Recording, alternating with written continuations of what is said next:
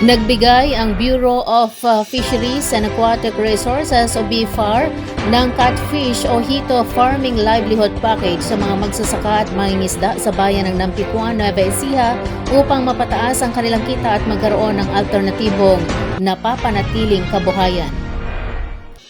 Ayon kay Pauline Carbonell, Saad Information Officer ng BFAR Region 3, ang mga benepisyaryo ay miyembro ng Damayang Christian Workers Association, DKWAS, isang grupong rehistrado sa Department of Labor and Employment o DOLE at kabilang sa ilalim ng Special Area for Agricultural Development Program Phase 2.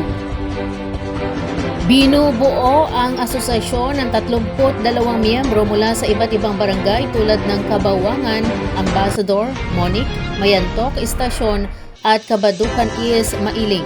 Nagpahayag naman ng pasasalamat ang Pangulo ng DKWAS na si Luisito Verayo at tiniyak ang kanilang pakikiisa sa programa. Nagkakahalaga ng 273,192 pesos ang proyekto na naglalayong magbigay ng mga interbensyon sa kabuhayan para sa mga magsasaka at mangingisda sa mga ikalima at ika-6 na klaseng munisipalidad. Kabilang sa ipinagkaloob na tulong ang mga fingerlings ng hito, fish feeds at iba pang kinakailangang kagamitan para sa pagtatayo at pagpapanatili ng fish pond.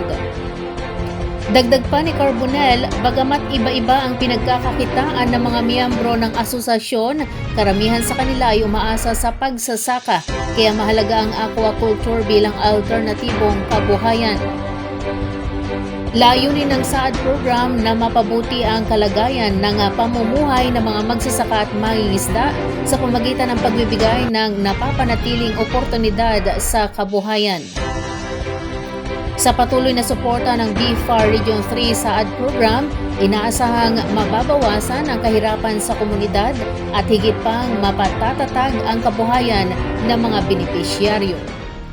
Inaresto ng Nueva Ecija Police Provincial Office o NEPO ang most wanted person ng Cabanatuan City na nahaharap sa kasong robbery noong umaga ng April 26, 2026. Isinagawa ng mga operatiba ng Cabanatuan City Police Station ang operasyon na nagresulta sa pagkakaresto ng isang 23 anyos na lalaki na residente ng Barangay Mabini Home Site. Dinakip ang suspect sa bisa ng warrant of arrest para sa kasong robbery na may inirekomendang piyansa na 36,000 pesos. Ang naturang warrant ay inilabas noong April 15, 2026 ng City Trial Court Branch 2, Cabanatuan City. Kasalukuyan nasa kustudiya ng Cabanatuan City Police Station ang akusado para sa kaukulang disposisyon. Samantala, 5 individual naman ang naaresto ng NEPO sa magkakahiwalay na anti-illegal drug operations na isinagawa kamakailan at madaling araw ng April 27, 2026. Bandang alas 2:54 ng madaling araw, naaresto ang isang 28 anyos na babae mula sa Barangay MS Garcia, Cabanatuan City sa isinagawang bypass operation ng Cabanatuan City Police Station.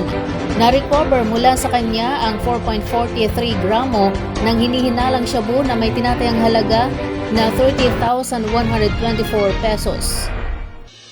Sa hiwalay pang operasyon, 4 na drug personalities ang nadakip sa iba't ibang lugar, isa sa San Jose City, isa sa Nampicuan at 2 sa Jaén.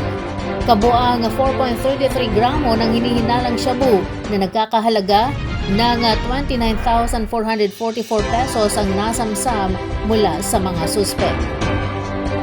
Ang mga naarestong individual ay naharap sa kasong paglabag sa Republic Act No. 9165 o Comprehensive Dangerous Drugs Act of 2002.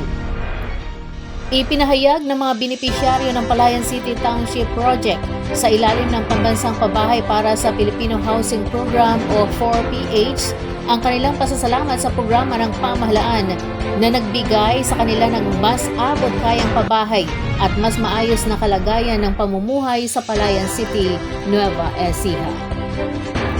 Ayon kay Christian Paul Mercado, natupad ang kanyang matagal ng pangarap na magkaroon ng sariling bahay matapos ang 13 taong pakikitira sa kaniyang biyanan. Ibinahagi rin niya na mas magaan ang kanyang buwanang hulog na umaabot lamang sa humigit kumulang 4,000 piso sa loob ng 30 taon kumpara sa mahigit 12,000 piso sa karaniwang housing loan. Bukod dito, mabilis umano ang proseso ng aplikasyon at naibigay agad ang kanilang unit sa loob lamang ng halos isang buwan. Nakatanggap din sila ng tulong mula sa lokal na pamahalaan tulad ng bigas at grocery packages sa araw ng turnover. Samantala, sinabi naman ni Alexander Ponzal Dries, isang guro mula sa Zaragoza, na malaking tulong ang programa lalo na sa kanyang paghahanda sa pagre-retiro. Dagdag pa niya, nagbibigay ang proyekto ng pakiramdam ng pagiging bahagi ng komunidad at nagsisilbing maayos na lugar para sa kanyang pamilya. Pinuri rin niya ang maayos na disenyo at pasilidad ng township. Nakakuha siya ng unit matapos malaman ang programa sa isang kampanya ng Pag-ibig Fund at kasalukuyan nagbabayad ng humigit kumulang 9,000 piso kada buwan sa loob ng 15 taon. Para naman kay Joshua Mangulabnan mula Jaén, nagsilbing bagong simula ang pabahay para sa kanyang bagong pamilya. Aniya mabilis at maginhawa ang proseso ng aplikasyon dahil agad tumutugon ang township staff at naibigay ang kompletong detalye at schedule para sa assessment at pagpili ng unit. Binanggit din niya ang iba't ibang paraan ng pagbabayad sa pamagitan ng Pag-ibig Fund, mga bangko, e-wallets at payment outlets na lalong nagpapadali sa buwanang hulog. Idinagdag pa niya na ang township ay may tahimik at accessible na kapaligiran malapit sa mga pamilihan, paaralan at pasilidad panglibangan. Personal na binisita ni Ferdinand Marcos Jr. ang proyekto noong April 23 kasama si Jose Ramon Aliling ng Department of Human Settlement and Urban Development, si Palayan City Mayor Viandre Nicole Cuevas at iba pang opisyal ng pamahalaan upang inspeksyonin ang mga natapos na gusali at pasilidad. Ayon sa DHSUD, ang Palayan City Township Project ay sumasaklaw sa 23 hektarya at nagtatampok ng mga residential building, open spaces at mga pasilidad para sa komunidad. Ilan sa mga gusali ay tapos na, habang ang iba ay malapit nang makumpleto. Mahigit 3 taon mula nang ito ay simula noong December 2022. Sa oras na ganap itong makumpleto, inaasahang makapagbibigay ito ng pabahay sa humigit kumulang 22,596 benepisyaryo sa 24 na residential buildings. Binigyang diin ni Aliling na ang proyekto ay hindi lamang pabahay, kundi pagbubuo ng isang komunidad na may dignidad, seguridad at pag-asa para sa bawat pamilyang Pilipino.